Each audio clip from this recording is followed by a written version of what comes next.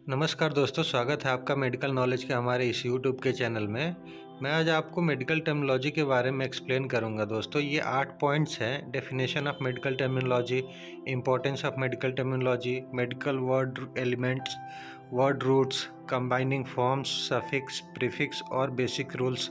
मैं दोस्तों एक एक पॉइंट को मैं अलग अलग करके आपको एक्सप्लेन करूंगा।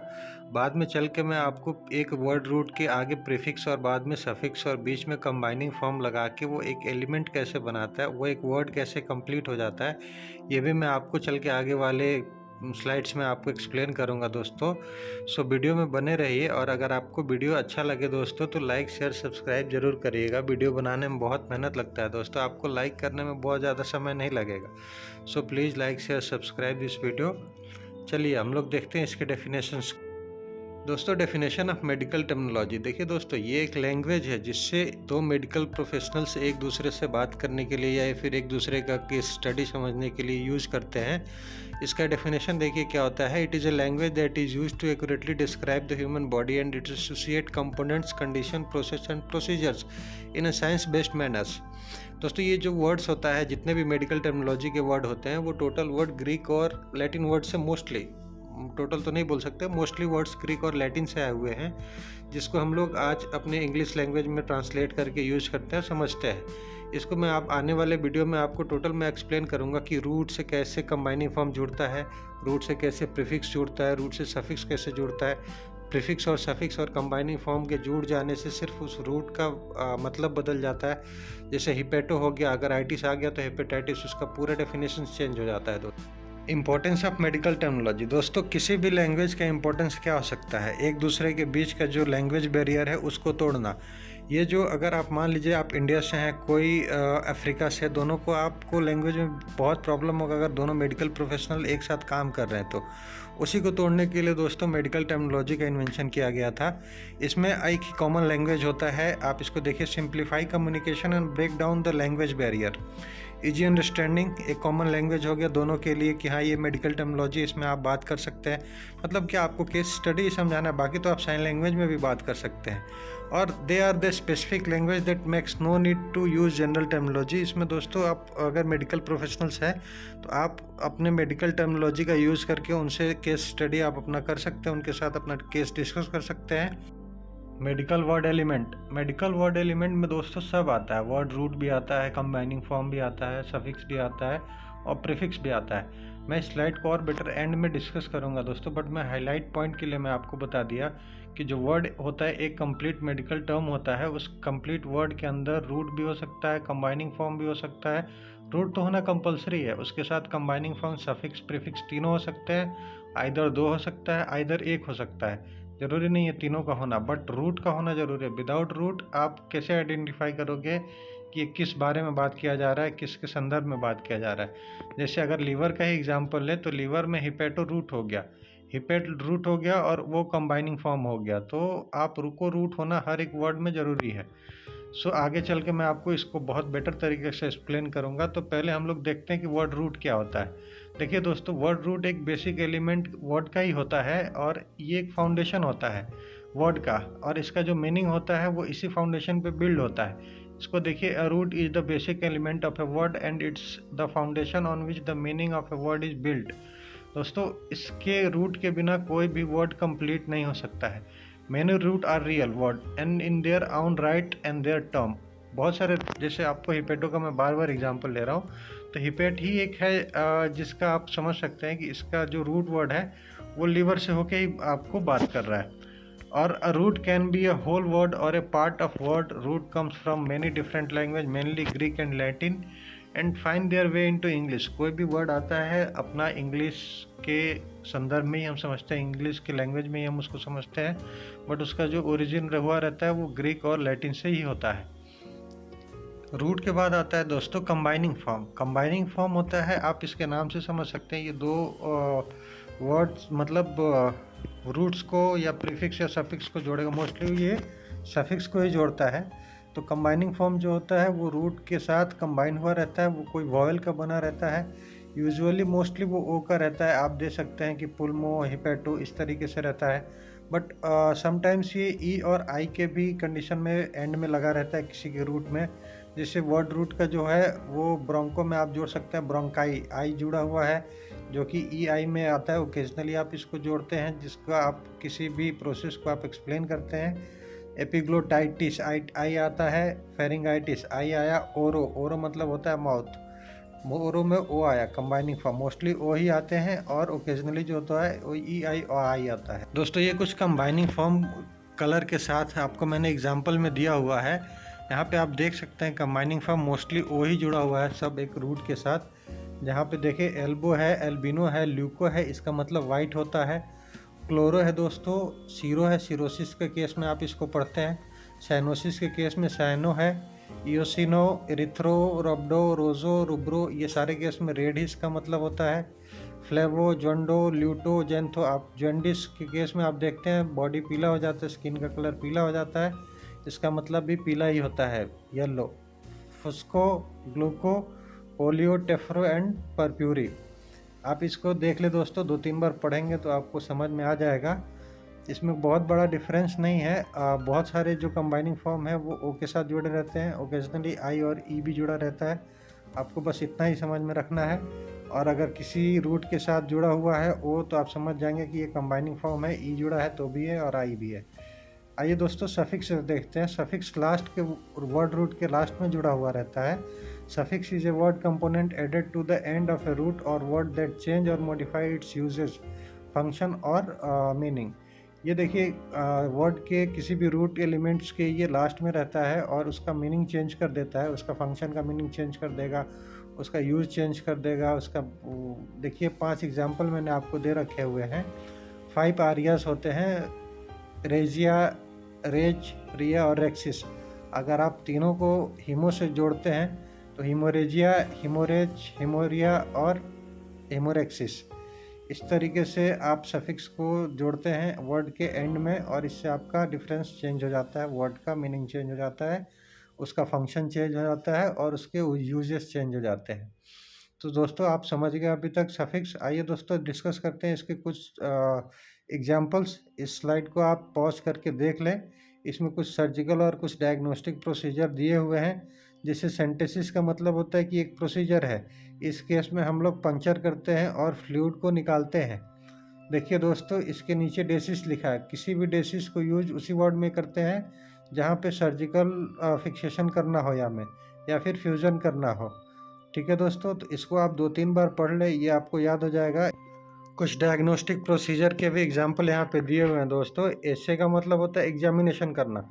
आप किसी भी वर्ड रूट के पीछे जब ऐसे लगाएंगे तो उसका मतलब यही होना चाहिए कि वो एग्जामिन कर रहे हैं।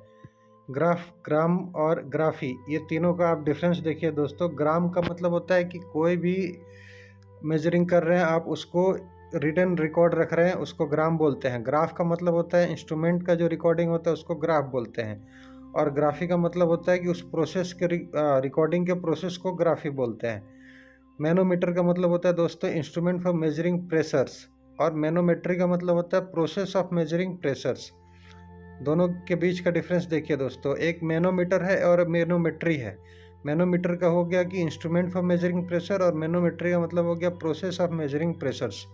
मीटर जो होता है वो इंस्ट्रूमेंट फॉर मेजरिंग के पर्पस से यूज़ कर सकते हैं और मेट्री जो होता है वो प्रोसेस ऑफ मेजरिंग के पर्पस में आप यूज करते हैं। ठीक है दोस्तों, तो आप ये देख ले कैसे स्कोप है और स्कोपी। स्कोप में क्या है कि ये एक इंस्ट्रूमेंट है जिसको आप एग्जामिन करने के लिए यूज़ कर सकते हैं, और जो स्कोपी होता है वो एक प्रोसेस ऑफ एग्जामिनेशन है।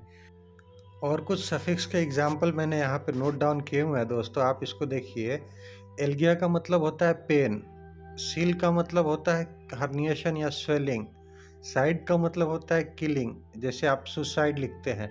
साइड का मतलब होता है सेल। एमिया का मतलब होता है ब्लड कंडीशन। इज्म का मतलब होता है कंडीशन या डिजीज। ईस्ट का मतलब होता है किसी भी चीज़ का स्पेशलाइजेशन। आइटिस का मतलब होता है इन्फ्लामेशन। लॉजिस्ट का मतलब होता है वन हु स्टडीज स्पेशलिस्ट। लॉगिया का मतलब होता है या लॉजी का मतलब होता है द स्टडी ऑफ। लाइसिस का मतलब होता है डिस्ट्रक्शंस और ब्रेकडाउन। मेगैली का मतलब होता है इनलार्जमेंट और इंजाल्ज। ऐसे ही करके दोस्तों आप इसको 2-3 बार पढ़े इस स्लाइड को, इससे क्या होगा कि आपको एक मेमोरी बन जाएगा। अभी कंडीशन नाउ जैसे आप अभी इसको पढ़ रहे हैं, 2-3 बार इसको पढ़ेंगे तो आपकी एक मेमोरी में ये स्टोर हो जाएगा। ठीक है दोस्तों, चलिए फिर हम लोग आगे अगले स्लाइड पे डिस्कस करते हैं, अगर आप लोग इसको स्टॉप करके पढ़ लिया होगा तो। दोस्तों अगले स्लाइड में मैं आपको दिखाता हूँ कैसे कुछ ऐसे सफिक्स और हैं जिनका कुछ ज़्यादा मैटर नहीं होता, उनके एंड में ऐड होने का कुछ ज़्यादा मीनिंग नहीं चेंज करते हैं, बट वो पूरे वर्ड को कंप्लीट कर देते हैं। जैसे कार्डी, कार्डी लिखाएगा और कार्डियक हो जाता है। कुछ सफिक्स होते हैं, इसको पार्टेनिंग बोलते हैं। कार्डियक, डेंटल, टॉन्सिलर, लास्ट में ए आर है, A R I pulmonary, bradycardia last में आई ए है, गैस्ट्रिक आई सी लास्ट में, chemical I C A L. इस तरीके के कुछ सफिक्स है जो पार्टेनिंग करते हैं और जो वर्ड के एंड में जुड़े रहते हैं उनका कंप्लीट करने का काम होता है दोस्तों। चलिए दोस्तों प्रीफिक्स देखते हैं। प्रीफिक्स से ही आप समझ सकते हैं कि ये वर्ड के स्टार्टिंग में लगा रहता है, और a prefix is a word component place in front of a root और वर्ड टू चेंज और मॉडिफाई इट्स मीनिंग। ये हमेशा किसी भी वर्ड रूट के आगे ही रहेगा। प्रीफिक्स से आप समझ सकते हैं। A prefix can give a root direction और position. It can also give a specific type और क्लासिफिकेशन, क्वांटिटी और क्वालिटी। दोस्तों ये जो प्रीफिक्स है ये किसी भी वर्ड रूट जो होता है उसके डायरेक्शन और पोजीशन को चेंज कर सकता है। इसका जो क्लासिफिकेशन है उसको एक्सप्लेन करता है, क्वालिटी और क्वांटिटी को एक्सप्लेन करता है। मैं आने वाले स्लाइड में आपको बताऊंगा कैसे ये वर्ड के आगे जुड़ के इनको चेंज कर रहा है। तो आइए एग्जांपल देखते हैं दोस्तों। जैसे देखिए दोस्तों, एग्जांपल में प्रीफिक्स के क्या है। ए बी का मतलब होता है अवे, एबडक्शन। एबडक्शन का मतलब हो गया कि आपका जो हैंड है या फिर कोई भी आपका बॉडी का पार्ट्स है, आपके बॉडी के सेंटर लाइन से अवे जाता हो, उसको एबडक्शन बोलते हैं। एक्यू, एक्यू मतलब होता है दोस्तों निडल। ठीक है, इस तरीके से इस स्लाइड को भी आप अगर 2-3 बार पढ़ते हैं तो ये आपके दिमाग में शॉर्ट टर्म में रहेगा। अगर आप इसको लिखते हैं, आप इसको बार बार 2-3 बार 4 बार 5 बार रिवाइज कर जाते हैं तो ये आपके लिए परमानेंट मेमोरी बन जाएगा दोस्तों। इस तरीके से आप देखिए इसको। देखिए दोस्तों तीसरा कैसे, एंटी, एंटी मतलब होता है अगेंस्ट, ऑटो मतलब होता है सेल्फ, बाई मतलब होता है टू, बोथ और डबल, डिस मतलब होता है एबनॉर्मल या फिर बैड या फिर पेनफुल। ठीक है दोस्तों, हेमी मतलब होता है हाफ, हेट्रो मतलब होता है अपोजिट, होमो मतलब होता है सेम और सिमिलर, हिस्टर मतलब होता है यूट्रोस, जैसे आप हिस्टेरेक्टोमी बोलते हैं, मतलब यूट्रस को रिमूवल करना। ठीक है दोस्तों, मेन मतलब होता है मेंस्ट्रुअल, क्वाड्री मतलब होता है 4, री मतलब होता है बैक और अगेन, सुपर मतलब होता है अबव। ठीक है दोस्तों, इसी तरीके से आप इसको पढ़ें, बार बार पढ़ें, 2-3 बार पढ़ें, उसको आप बहुत अच्छे से समझ जाएंगे। इसमें बहुत बड़ा डिफ़िकल्टी नहीं है। कुछ है ऐसे वर्ड जिसको आपको परमानेंट के लिए याद करना पड़ता है, तो आप इसको बार बार रिवाइज करेंगे तो याद रहेगा। आइए दोस्तों मैं आपको कुछ रूल्स बताता हूँ कैसे कंबाइनिंग फॉर्म, सफिक्स, प्रीफिक्स और वर्ड रूट को मिला के आप एक पूरा कंप्लीट सेंटेंस और वर्ड बनाते हैं। तो उसके लिए कुछ आपको रूल्स को फॉलो करना है। देखिए दोस्तों, to define medical term divide और slash into their components part, like उनके जो वर्ड है, रूट है, कंबाइनिंग फॉर्म है, सफिक्स है, प्रीफिक्स है, इनमें आप स्लैश देके आप सबको अलग अलग डिवाइड करें। उसके बाद आप उसमें use the hyphen after the word component to indicate that it is a prefix, use it after the combining form to indicate that it need a suffix, so it before the word component to indicate it is a suffix.